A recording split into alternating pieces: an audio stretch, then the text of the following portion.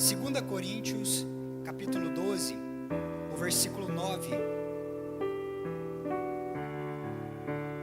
Diz assim a palavra de Deus: Então ele me disse, a minha graça te basta, porque o poder se aperfeiçoa na fraqueza. De boa vontade, pois, mais me gloriarei nas fraquezas, para que sobre mim repouse o poder de Cristo. Eu vou ler mais uma vez. A minha graça te basta, porque o poder se aperfeiçoa na fraqueza. De boa vontade, pois, mais me gloriarei nas fraquezas, para que sobre mim repouse o poder de Cristo. Aleluia, glória a Deus. Irmãos, a graça de Deus, ela é abundante. A graça de Deus, ela não está operante apenas ou a partir da obra de Jesus lá na cruz do Calvário. A obra de Jesus, a sua graça maravilhosa, está estendida a nós desde o começo do plano perfeito de Deus, desde o início de todas as coisas. Quando você percebe que o conselho celeste, o Pai, o Filho e o Espírito Santo, eles pensam e eles decidem criar filhos para a honra, para a glória do seu santo nome, criar filhos para o louvor da sua majestade. Quando o Pai, o Filho e o Espírito Santo, no começo de todas as coisas, antes que houvesse o mundo, antes que houvesse a natureza, eles decidem então criar filhos para ter uma comunhão, para ter intimidade com Ele na sua mesa. Então, logo ali, essa graça, esse amor está sendo derramado sobre os filhos de Deus. Um amor que estava oculto no mistério dos tempos, um amor que estava sendo derramado do Pai para o Filho, do Filho para o Espírito Santo. Agora ele é oferecido aos filhos, aqueles que são criados à imagem e à semelhança de Deus. Então Deus, ele vem até nós, ele nos cria, ele nos informa do seu amor perfeito, ele nos chama para este relacionamento de amor, e isso é a graça de Deus. Quando não havia nada, você olha que tinha ali um caos, não tinha nada criado. Em cima desse caos, em cima do nada, em cima daquilo que não existia, o Espírito Santo de Deus pairava. O Espírito Santo de Deus é vida. O Espírito Santo, ele sobrevoava sobre o caos, ele colocava em ordem o plano de Deus, e ali as coisas iam sendo criadas. Cada vez que a boca do Todo-Poderoso ela se abria, cada vez que a boca do Pai ela se abria e aquela sentença do haja saía, o Espírito Santo de Deus ia organizando tudo, ia criando tudo conforme o plano perfeito de Deus. A graça de Jesus está operando desde o começo de todas as coisas. A graça de Jesus está em atividade plena em todo o tempo, o período da história. Você olha para o período em que o povo vai caminhando, vai marchando. Ali eles chegam no período dos juízes, 320 anos de tanta corrupção, de tanta coisa ruim acontecendo na terra. Até os próprios líderes da época, os líderes espirituais, estavam corrompidos, estavam vendidos para o pecado. Num tempo de tamanha apostasia, num tempo terrível como aquele, a graça de Deus se mostrava operante. A graça de Deus estava mostrando para o rei que estava logo ali chegando, para Jesus que se manifestaria logo ali. No período de silêncio, queridos, quando você imagina que entre o Antigo e o Novo Testamento há ali 400 anos, um período intertestamento, ali agora, quando parece que todas as coisas estão silenciosas, quando a revelação escrita, ela cessa, e nós imaginamos que agora Deus está em silêncio, que Deus agora está calado, e que parecia que o povo dele estava talvez até abandonado. Deus estava silencioso, mas as suas mãos poderosas continuavam trabalhando a favor dos seus escolhidos. E é no tempo de maior explosão de pessoas, quando você chega ali no Novo Testamento, no tempo perfeito, no tempo agradável, no tempo de Deus, na hora do Altíssimo, Jesus, o Rei dos Reis, o Senhor dos Senhores, ele vem a essa terra. E ele mostra para nós, ele coloca diante de nós de maneira visível a sua graça, a sua paz. Ele se revelou aos seres humanos cheio de graça, cheio de verdade. O Verbo se fez carne e habitou entre nós.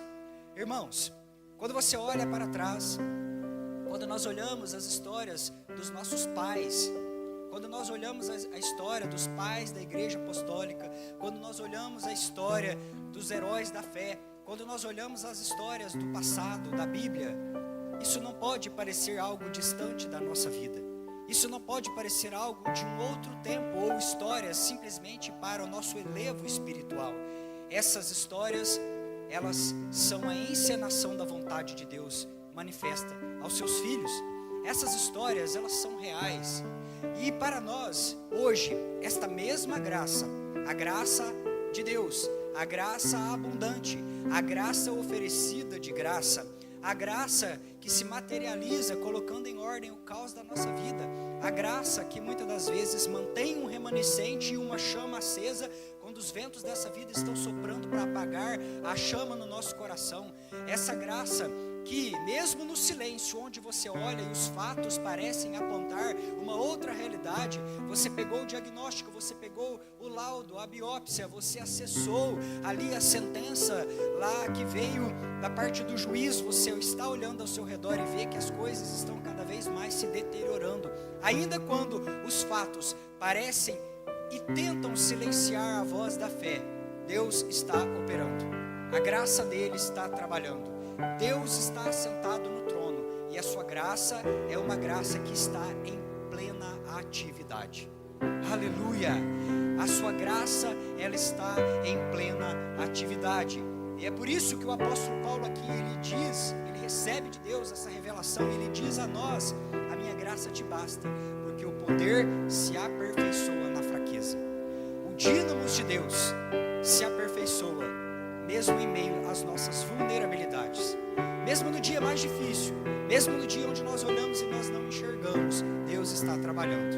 A sua graça continua ativa, a sua graça continua acessível, a sua graça ela continua disponível a nós, os seus filhos, mediante a fé. 2 Coríntios capítulo 11, o versículo 22 até o 30, e depois também vamos ler 2 Coríntios capítulo 12, do versículo 7 até o 10.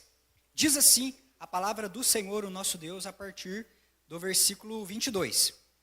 São hebreus? Também eu. São israelitas? Também eu. São da descendência de Abraão? Também eu. São ministros de Cristo? Falo como fora de mim. Eu ainda mais. Em trabalhos, muito mais em prisões, em açoites, sem medida, em perigos de morte, muitas vezes. 5 vezes recebi dos judeus uma quarentena de açoites menos 1. Fui 3 vezes fustigado com varas, uma vez apedrejado, em naufrágio 3 vezes. Uma noite e um dia passei na voragem do mar, em jornadas muitas vezes, em perigos de rios, em perigos de salteadores, em perigos entre patrícios, em perigos entre gentios, em perigos na cidade, em perigos no deserto, em perigos no mar, em perigos entre falsos irmãos, em trabalhos e fadigas, em vigílias, muitas vezes, em fome e sede, em jejuns, muitas vezes, em frio e nudez. Além das coisas exteriores, há o que pesa sobre mim diariamente a preocupação com todas as igrejas. Quem enfraquece, que também eu que não enfraqueça. Quem se escandaliza, que eu não me inflame. Se tenho de gloriar-me, gloriar-me-ei no que diz respeito à minha fraqueza.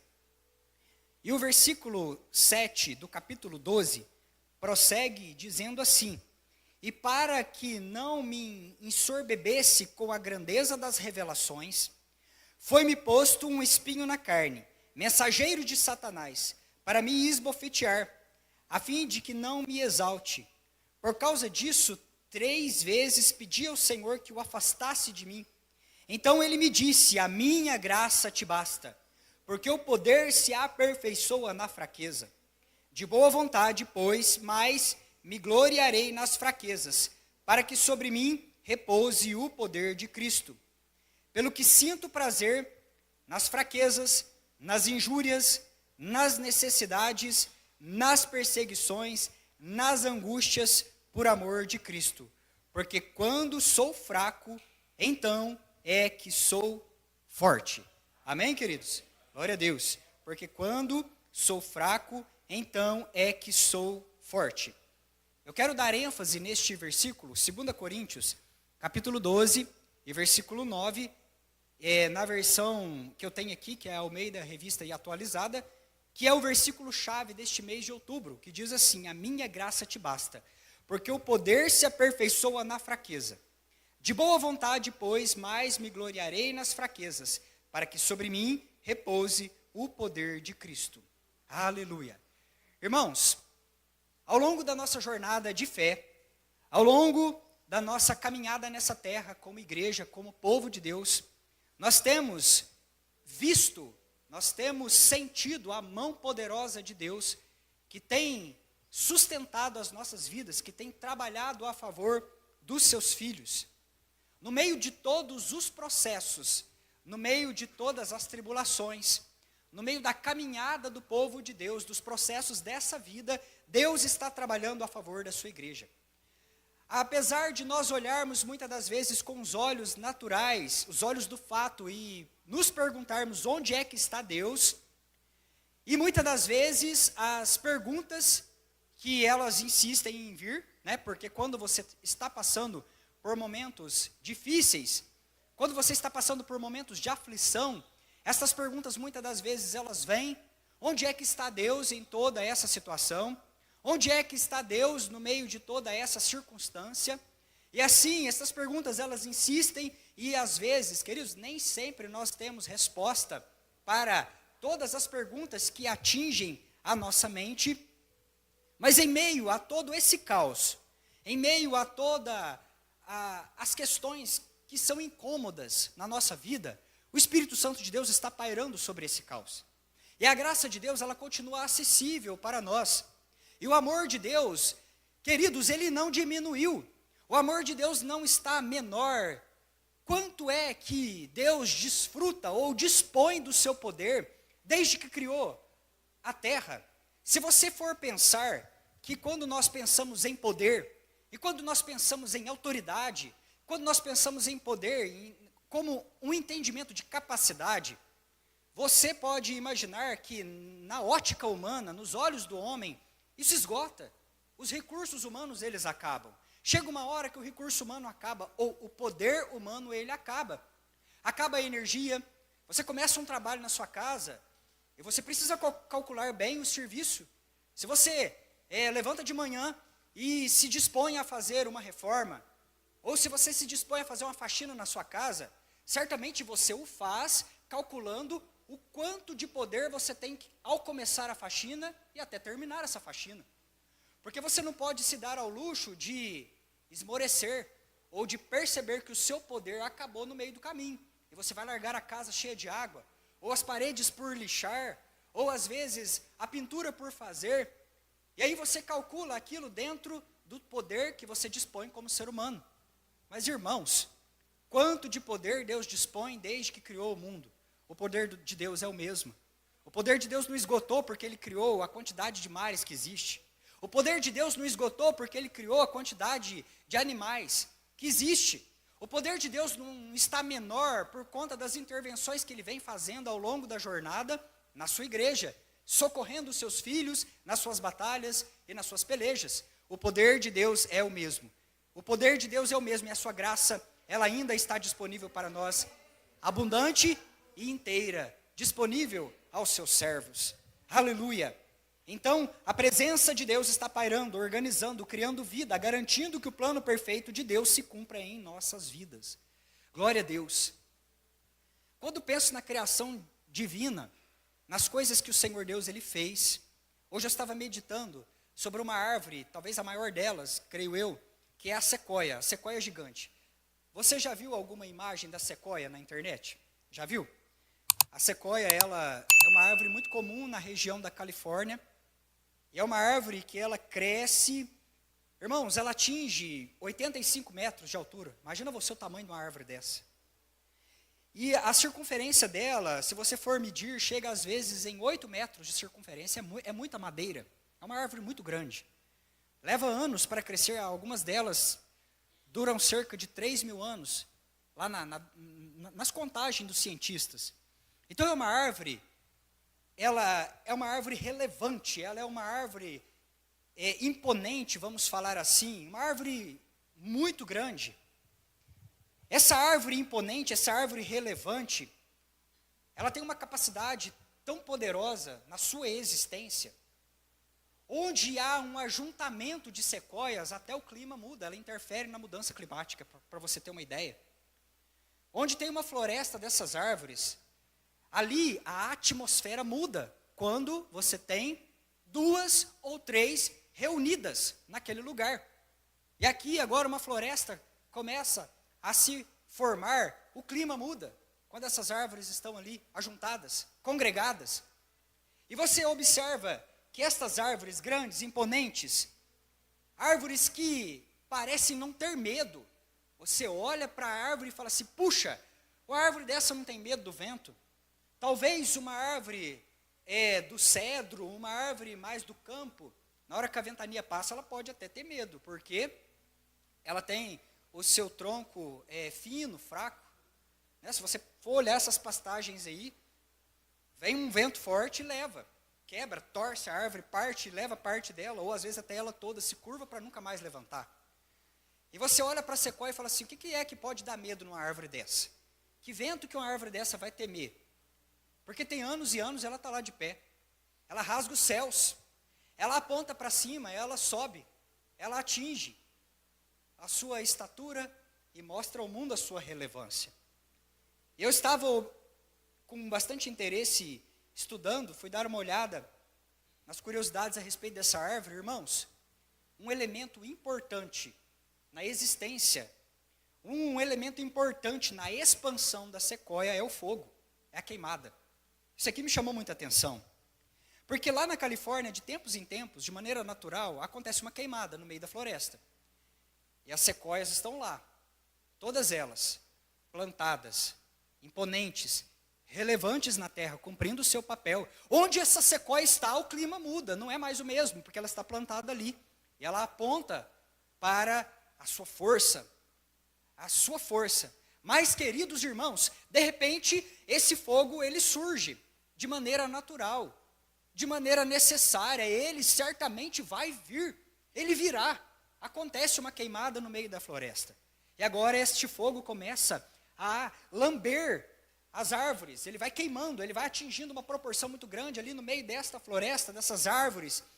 E é nesse momento em que as sequoias estão envoltas por chamas, é no momento da maior vulnerabilidade dessa árvore que algo poderoso está acontecendo no meio dessa floresta. É algo poderoso está acontecendo com essas árvores. Queridos, galhos acumulados por muitos e muitos anos, peso morto. Galhos que foram acumulados às vezes por 100 anos por essa árvore, que estão ali abaixo dela, enquanto ela ia crescendo, ela foi acumulando muita coisa ruim, foi acumulando coisa que ela devia ter jogado fora, foi acumulando coisa que já devia ter aberto a mão ou deixado para trás na sua jornada de árvore plantada e erguida para um testemunho nessa terra. Agora o fogo vem e o fogo limpa. O fogo tira tudo isso. O fogo arranca aquele peso. O fogo arranca o excesso. O fogo arranca aquilo que não faz parte do propósito do soberano para aquela árvore. E ele começa a queimar os galhos acumulados. Ele começa a torrar tudo aquilo que é desnecessário nessa árvore. E é tão lindo, porque esta árvore ela é capaz de prevalecer no meio da chama. Ela não se queima, queridos. A composição química da casca da árvore não permite que ela venha se queimar. Há ali uma interação com o fogo. Essa árvore interage com o fogo. Essa árvore, ela se beneficia dessa tribulação que está queimando ali ao seu redor. E algo que é poderoso, no momento em que essa árvore está envolta por chamas, meu irmão, ela está no momento mais fraco, vulnerável da sua vida, ela está ardendo, ela está queimando agora. As sementes, os cachos, né, os cones cheios de sementes, eles começam a ser aquecidos. E quando eles aquecem, eles explodem e emanam as sementes. É nessa hora. Queridos, tem que ter fogo, tem que ter provação, tem que ter tribulação. Se a sequoia não for envolvida pela fornalha da aflição, suas sementes não propagam, elas não explodem. E agora essa árvore, tomada por chamas, as suas sementes agora são aquecidas, elas explodem alcançando o chão. E como o chão também foi purificado, as sementes agora podem ser plantadas. Elas podem prosperar sem a interferência de um solo corrompido, de um solo manchado por excessos e por impurezas.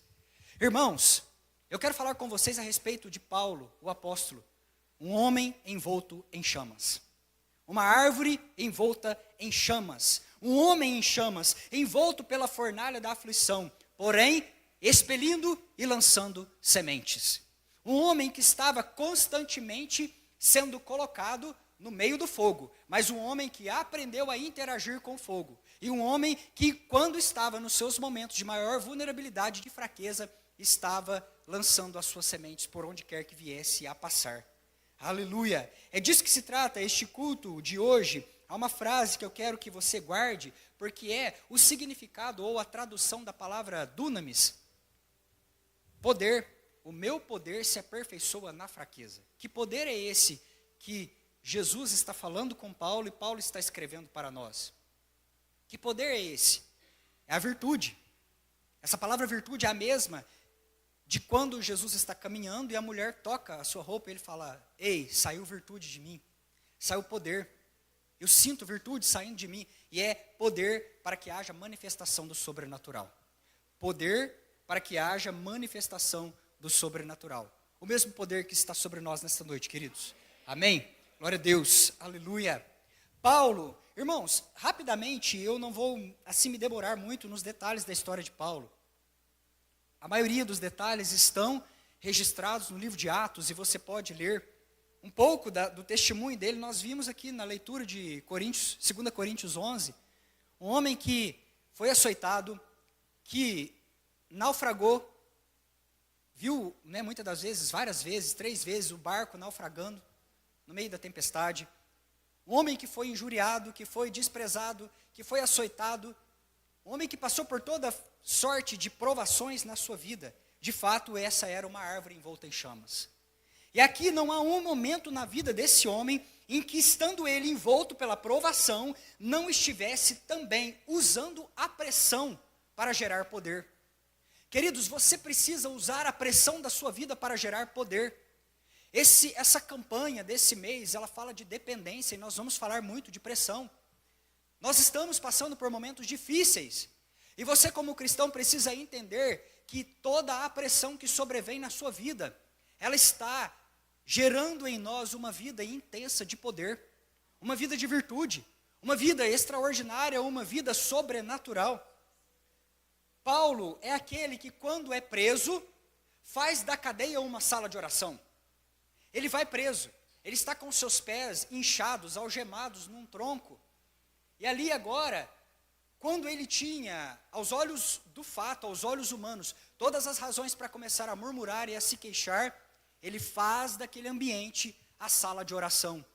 Não havia ali um pad, não havia ali uma música, não havia ali, queridos, um ministro ordenado, não tinha nada, não tinha uma estrutura, não tinha cadeira, nem para que ele viesse se ajoelhar. E naquele momento, para ele, era impossível se ajoelhar. Mas a prisão se torna a sala de oração, onde Paulo começa a adorar. E a Bíblia diz que no meio da noite, Paulo e Silas cantavam louvores a Deus. E o efeito disso, e o efeito desse fogo ao redor dessa árvore, expeliu sementes ao redor daquela cadeia. E de repente, as prisões se abriram, queridos. E Deus tocou com salvação a vida daquelas pessoas naquele momento. Houve ali um avivamento naquela cadeia, naquele lugar. Paulo, ele é aquele que no momento de maior vulnerabilidade, ele estava ali, no meio do motim em Jerusalém. Irmãos, estava lendo Atos, e a Bíblia diz que as pessoas, elas batiam a sua capa, e eles jogavam poeira para cima, de tal maneira era a sua fúria contra a vida de Paulo. Muitos deles diziam ali, em Atos: tira a vida desse homem, porque ele não é digno de portar a sua vida nessa terra. Em outras palavras, eles estavam dizendo: esse mundo aqui não merece um homem igual Paulo. Ele precisa ser morto. Um homem ruim, um homem blasfemo, um homem que está transgredindo as leis dos nossos pais. A multidão estava espumando contra a vida de Paulo, querendo matá-lo. Eu fico pensando que qualquer um de nós, cuidando da nossa reputação como se nós, seres humanos, pudéssemos cuidar dela, porque ela está nas mãos do Senhor, o nosso Deus. Eu fico pensando se nós, seres humanos, no egocentrismo da nossa vida, de querer nos poupar do envolvimento com o reino, ou às vezes de olhar a nossa vida e com covardia até ter ela por preciosa, se nós teríamos a ousadia que Paulo teve no meio disso, porque ali, queridos, o povo estava ao seu redor para o matar, todo mundo espumando, querendo tirar a vida de Paulo. Ele estava num momento de intensa pressão, a multidão estava amotinada contra ele para o matar. Era um momento a qual Paulo poderia, talvez, pensar, eu preciso me salvar, eu preciso fugir. Ou às vezes ele fala, não vou me envolver com essa situação, deixa que as autoridades tomem o caminho que é necessário, eu não vou aqui exercer autoridade espiritual, eu vou apenas me entregar aos fatos, eu vou me entregar à correnteza que está me levando. Ou às vezes ele poderia até murmurar e dizer, onde é que está Deus? Olha a vergonha que eu estou passando, onde é que está o Deus que deveria cuidar da minha imagem? A minha imagem está queimada. E Paulo poderia pensar assim, agora eu vou ser cancelado por conta dessa confusão toda. Quem é que vai acreditar na minha pregação depois de um monte de gente dizendo que eu sou blasfemo, que eu sou caluniador, que eu sou um arruaceiro, que eu já venho fazendo arruaça na Europa toda por conta do nome de Jesus. E agora Paulo está nessa situação.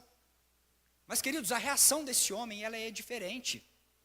Ele não está se importando com a performance, ele não está se importando com o nome dele. Quando Paulo percebe que a plateia está formada, quando Paulo percebe que a multidão engrossou por conta da confusão, Paulo diz para o soldado que o guardava, eu posso ter a palavra? E o soldado diz, sim, mas é claro, fale. Você sabe falar que língua? E aí Paulo começa a falar em hebraico com o povo que estava ali. E sabe o que Paulo faz? Começa a lançar sementes. Queridos, tudo que ele precisava era uma plateia reunida para ouvir o evangelho. E ele começa a pregar a palavra de Deus, sob ameaça de morte. O povo estava ali enfurecido. E na cabeça de Paulo ele pensa assim, ainda assim, são almas pelas quais Cristo morreu. Eu vou entrar no meio desse fogo, eu vou expelir sementes. Importa que Deus faça a sua obra. Eu não tenho a minha vida por preciosa, contando que cumpra em mim o chamado de Cristo Jesus. Aleluia! Queridos, no meio de uma tempestade indo para Roma, ele exerce a sua autoridade como conselheiro. E após aquele naufrágio, ele vai com autoridade, ele cura o pai daquele homem importante daquela ilha, da ilha de Malta. E até mesmo no meio da sua ira e no meio das rupturas, Paulo foi um homem que soube trabalhar bem as rupturas. Como nós falhamos em fazer isso, meus irmãos? Às vezes, entramos em atritos uns com os outros, procuramos uma outra comunidade de fé para congregar. Eu vou embora dessa igreja, eu não vou mais ficar assentado desse lado se aquele irmão está do outro lado. E às vezes as pessoas rompem, e elas vão embora. E nessas rupturas mal trabalhadas, as feridas elas vão junto, elas acompanham. E nós nos esquecemos de que a porta do céu, ela é uma só. Ela é uma só. E que não adianta trocar de igreja se nós não reconciliamos uns com os outros. Porque nós estamos caminhando e marchando na expectativa do mesmo céu. Então é necessário que nós tenhamos maturidade para olhar nos olhos dos outros e falar a verdade, resolver os nossos conflitos como pessoas maduras. Paulo, até mesmo na raiva, na ira, nos momentos assim em que ele estava trabalhando rupturas, ele chega com a equipe e ele agora está em intenso atrito com João Marcos e agora de repente trabalhando bem as rupturas, esta árvore envolta nas chamas, através da sua boa procedência, através da sabedoria de Deus, no meio dessa adversidade, no meio da ruptura, no meio da mesa de família e dos atritos familiares, duas equipes evangelísticas se formam. Uma vai para um lado, Paulo e Silas, João Marcos e Barnabé partem para outro lado da Europa. E aquilo que poderia ter sido a divisão da igreja, se tornou a força da igreja. Você percebe isso, queridos? Como nós precisamos aproveitar a pressão para gerar poder? Nossas diferenças, elas servem para potencializar tudo aquilo que Deus tem para fazer na nossa vida. Não é para dividir, queridos, é para expansão. Não é para divisão, é para expansão. Eu vejo essa mesma dinâmica lá na vida de Agar e de Sara. quando Abraão trabalha bem as rupturas entre as duas gerações. E logo ali na frente, aquilo que poderia ser uma grande divisão na família de Abraão se torna a sua força multiplicada por 2. A família expandiu. A família, ela prosperou por causa que eles trabalharam a pressão para que gerasse poder. E nesse momento aqui, quando Paulo está escrevendo aos Coríntios, ele estava enfrentando uma grande perseguição dos estudiosos e dos mestres do seu tempo. Árvores sufocadas pelos excessos, aqueles mestres da lei estavam enfunados no seu orgulho, e eles estavam cheios de si mesmo, cheios de excesso, cheios de galho desnecessário, e aqueles mestres começaram agora a perseguir o Paulo, e começaram a bater de frente com ele, e começaram agora a persegui-lo. Muita experiência pessoal e pouca escritura. Tinha muito ego, muito estrelismo ali naqueles mestres. Paulo, no entanto, está envolto em chamas, e ele continua atirando sementes por onde quer que ele venha a passar. E da vida deste homem, nesta noite, eu quero comentar com você 3 pontos a respeito de sermos dependentes de Deus, para que nós venhamos a aprender com a pessoa e a obra do Espírito Santo de Deus na vida de Paulo. Primeira coisa, a dependência, ela tem a ver com conexão, intimidade com Deus. Segundo, a dependência tem a ver com entrega. E terceiro, a dependência, ela tem a ver com confiança. Irmãos, a dependência nasce da intimidade com Deus. Nós não vamos estabelecer dependência com alguém que nós não sejamos próximos. Você pode pensar a respeito disso. As pessoas às quais você depende mais na sua vida, é aquelas que são mais próximas de você. É aquelas a qual você tem um certo nível de intimidade, na sua família, na sua casa talvez. E da mesma forma, sermos dependentes de Deus requer que nós venhamos a ter conexão com Ele. Não tem como você ser íntimo de Deus se você não o acessa, se você não o procura, se você não busca a sua presença. Você precisa desenvolver a intimidade com o Senhor. E essa intimidade diz respeito a conhecer a Deus, mas não somente conhecer a Deus, mas você conhece e você se move em direção a Ele. Você conhece e você corre em direção a Ele. Assim como aquela mulher hemorrágica, ela ouviu falar que Jesus estava na cidade. Jesus estava ali, e ela conhecia, ela ouviu falar de Jesus, ela sabia quem Ele era, mas ela não ficou parada na sua casa, na sua residência, ela não ficou estagnada ali pela fraqueza da enfermidade que já a assolava por 12 anos. Ela estava muito fraca, mas naquele momento agora ela se move em direção a esse Jesus que ela conhecia. Conhecer e se mover em direção a Ele. Você precisa conhecer a Jesus, mas correr para os braços dele, Filadélfia. Você precisa se mover em direção a Ele. Eu penso que a árvore, a sequoia, ela vai subindo, ela usa a estrutura para rasgar a atmosfera. Ela vai passando os níveis ali, e ela vai subindo, vai rasgando os céus com a sua estatura. E de lá de cima, os galhos mais altos dessa árvore, ela sonda o conselho de Deus. Eu estou trazendo isso de uma forma poética para nós, como essas árvores plantadas junto ao Senhor. Carvalhos de justiça, é assim que o Senhor Deus Ele nos chama. Árvores plantadas junto aos ribeiros de águas. Árvores que têm as suas folhas sempre regadas e que no mau tempo ela não tem medo, porque ela sabe de onde ela está bebendo. Suas raízes estão bebendo da presença dEle. E a presença dEle é a nossa maior motivação. Venha o que vier, sopra o vento que soprar. Uma vez firmada na comunhão, essa árvore prevalece, essa árvore resiste, ela avança em seu propósito. Paulo, ele tinha uma vida íntima com Deus. Paulo, ele tinha uma vida de intimidade com Deus, ele orava, ele buscava, ele conhecia e ele se movia em direção a esse Jesus que ele conhecia. Irmãos, se nós quisermos prevalecer no meio das crises, no meio da tribulação, precisamos desenvolver uma vida íntima com o Senhor. Não há, nessa terra, solução humana alguma que venha, queridos, suprir as expectativas do nosso coração. A jornada está diante de nós, e nós vamos prevalecer pela presença de Deus e pelo seu poder. Aleluia! Não tem outro caminho, queridos, para você, é a presença de Deus. Não tem outro caminho, para onde iremos nós, Senhor? Só Tu tens as palavras de vida eterna. Aleluia! E assim, meus irmãos, nós vamos entendendo isso, não tem para onde correr, não. Não adianta olharmos e colocarmos os nossos olhos para além dos montes, achando que vamos encontrar socorro nos muitos altares de Baal que estão firmados nas montanhas. Nosso socorro vem do Senhor que fez os céus e a terra. O nosso socorro está além dos montes, está no trono do nosso Deus.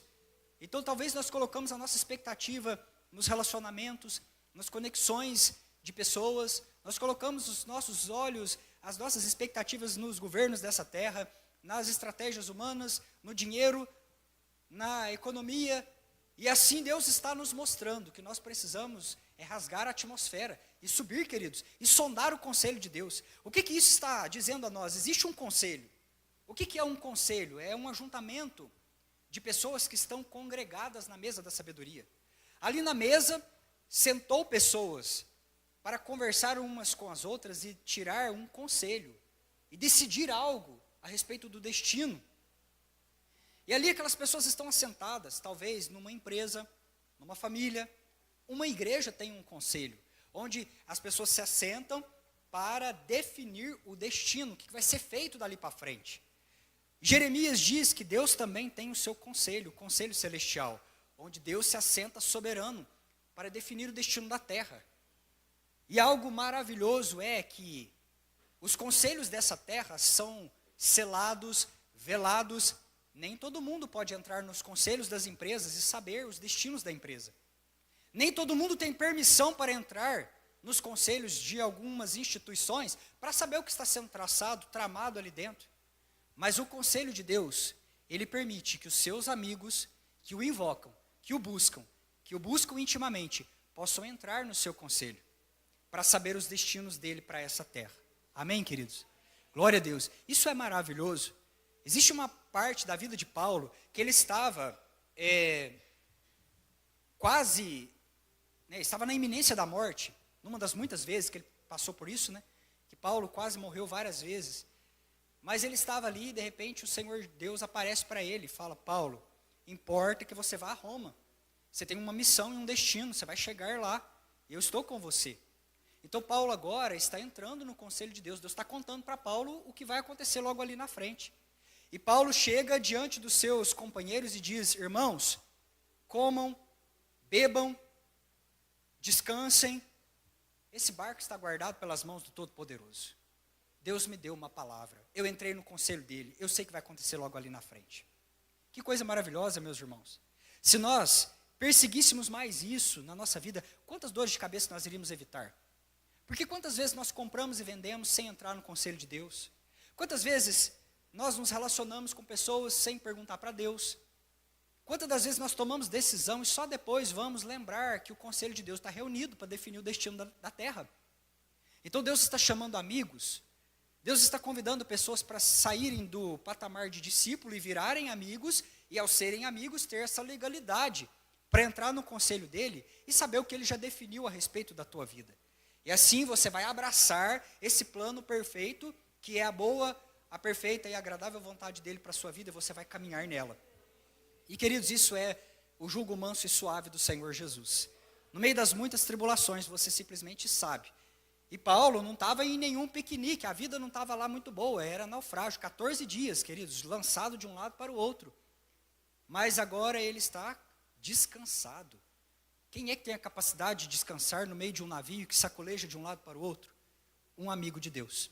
Aquele que entrou no seu conselho. Aquele que já sabe o que Deus decidiu a seu respeito. E assim ele descansa. E ele sabe, Deus me deu o empenho da sua palavra. Ele empenhou a palavra dele. E a palavra de Deus, ela não volta vazia. A palavra de Deus, ela não é mentirosa. A palavra de Deus já sai do trono, já sai com o poder necessário para nós vivermos tudo aquilo que nós precisamos nessa terra. O bônus necessário para vivermos, sermos aquilo que nascemos para ser e vivermos nessa terra, o plano e o propósito do nosso Deus. Amém, ainda que seja morrer em Roma. Amém, queridos? Porque quantas pessoas nessa terra vão terminar a sua jornada, não é? Estava meditando sobre isso esses dias. Quantos grandes guerreiros, homens dos quais o mundo nem digno é, vão encerrar a sua jornada nessa terra sem que as pessoas saibam da sua jornada, sem que as pessoas saibam do seu nome. Quantas pessoas são relevantes. Irmãos, põe isso na sua cabeça em nome de Jesus. Tinha uma febre na minha geração, era a febre das nações. Quem é daquela época lembra. Nós queríamos ganhar as nações, não era assim? Nós queríamos a África, nós queríamos a Índia, mas ninguém queria obedecer pai e mãe.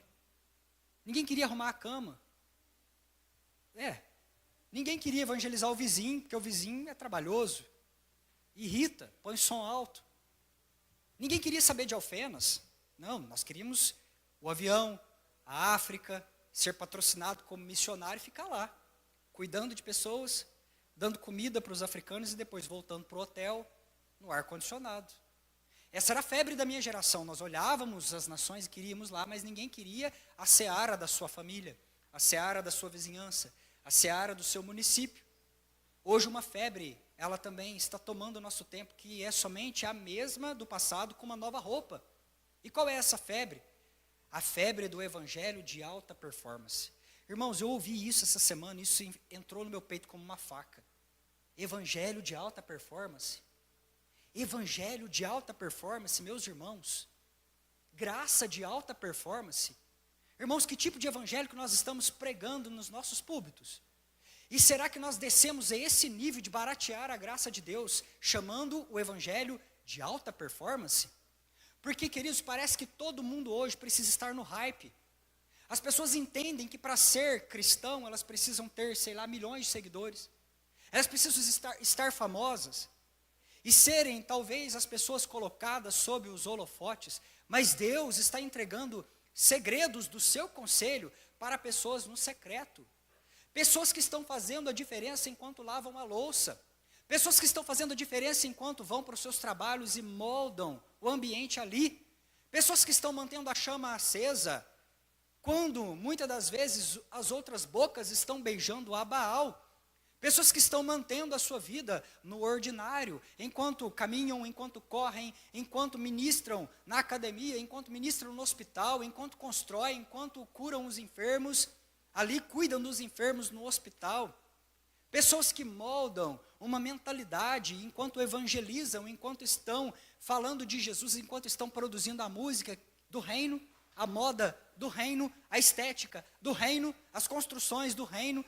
Pessoas que estão plantando jardins, queridos, e estão vivendo a vida do reino. Isso muda tudo. São amigos de Deus, íntimos, pessoas íntimas, queridos. Lembre-se de Maria e Isabel. Acabamos de sair de uma conferência tremenda, a propósito.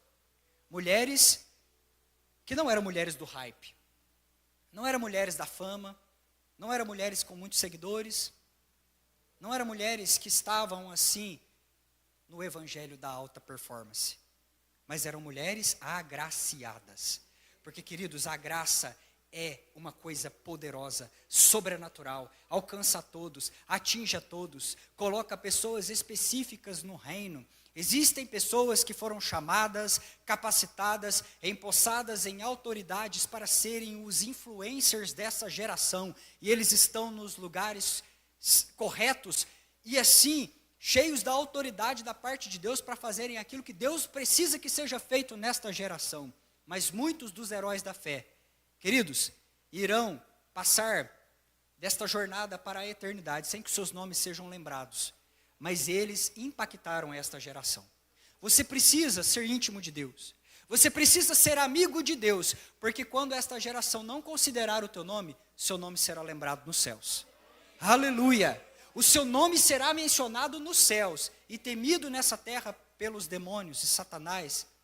E Deus, queridos, então nos revelará os seus segredos, a intimidade daquilo que foi definido no seu conselho celeste. Aleluia! 2 Timóteo, capítulo 1 e versículo 12, fala do segredo da calma de Paulo no meio do fogo. Ele sabia de antemão os desígnios de Deus a seu respeito. Por essa causa também sofro, mas não me envergonho, porque sei em quem tenho crido, e estou bem certo de que Ele é poderoso para guardar o meu depósito, o meu bom depósito até aquele dia.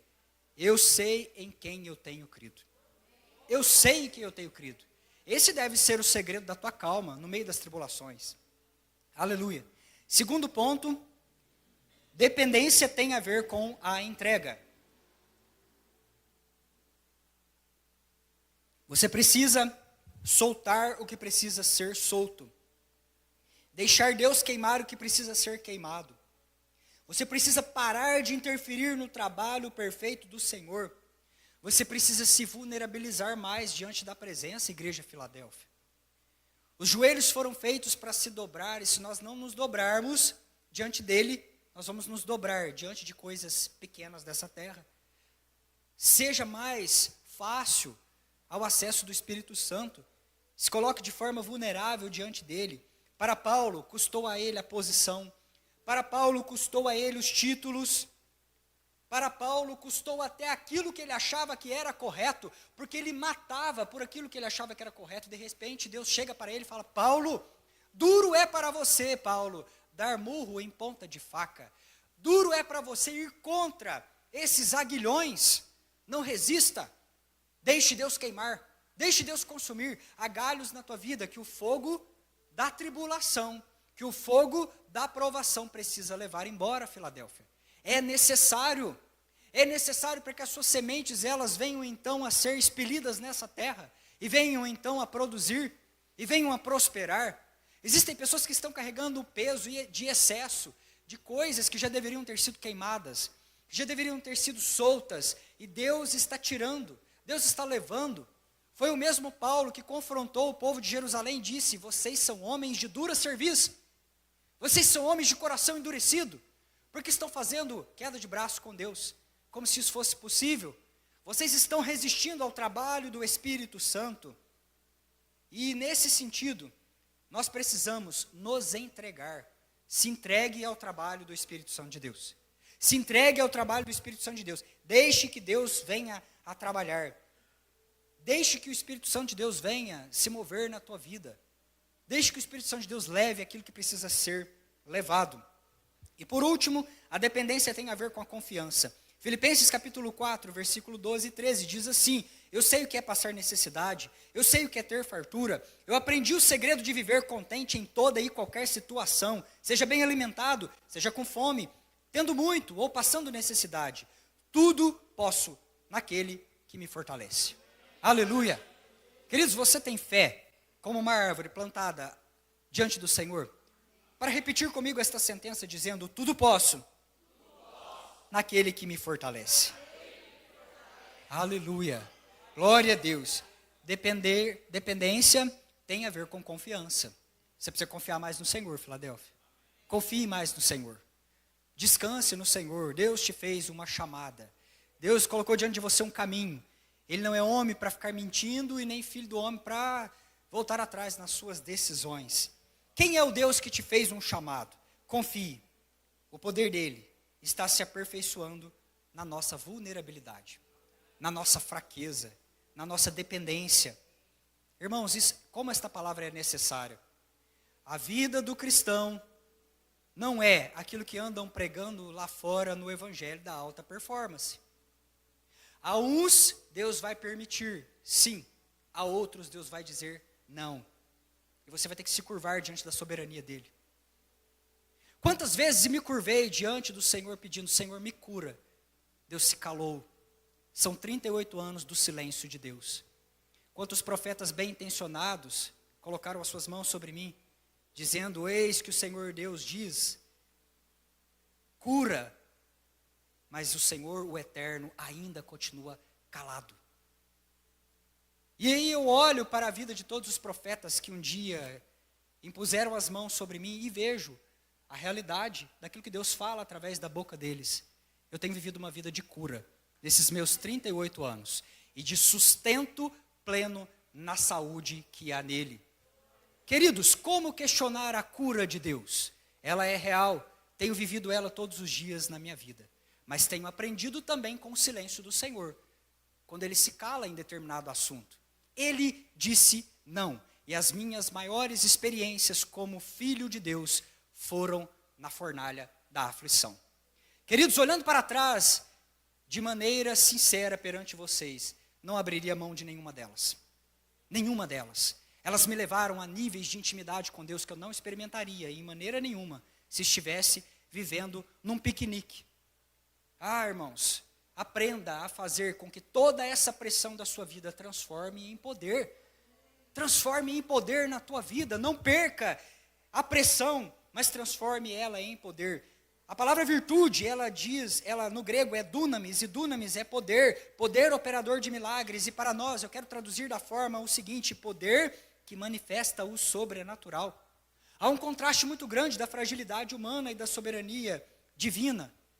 E uma das citações do pregador Norman T. Wright diz assim: as mais exaltadas experiências espirituais devem ser entendidas na perspectiva do Evangelho.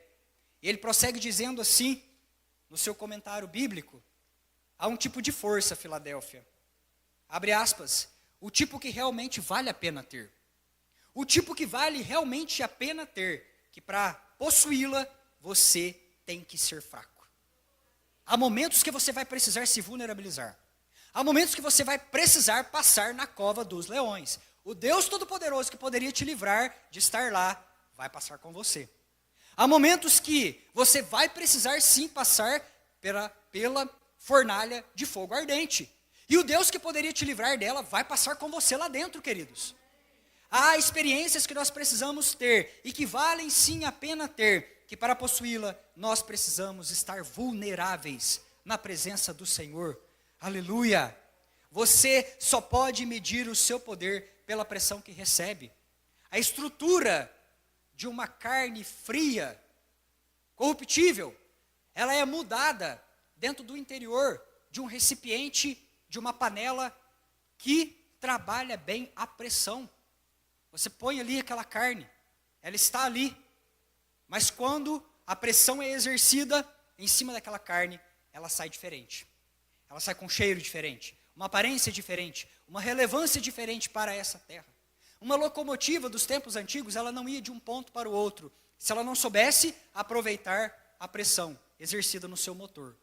Se a válvula abrisse e a pressão escapasse, ela não teria o impulso necessário para trilhar a jornada que o sábio condutor tinha traçado para que ela viesse a traçar. Você precisa trabalhar esta pressão. Essa tribulação é necessária, queridos. Essa tribulação é necessária. Está eliminando coisas na sua vida. Está te levando a experiências mais profundas com o Senhor. Aprenda hoje o caminho da dependência do Senhor.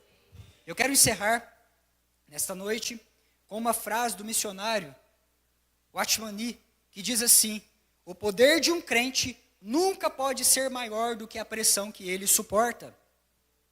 Se alguém deseja saber quão grande é o seu poder diante de Deus, precisa compreender que o seu poder não pode exceder a pressão que recebe de Deus. Mais pressão, mais poder. Mais tribulação, mais poder. Mais provação, mais unção, queridos. Mais experiência. Essa tribulação que está diante dos seus olhos pode ser a grande oportunidade da sua vida.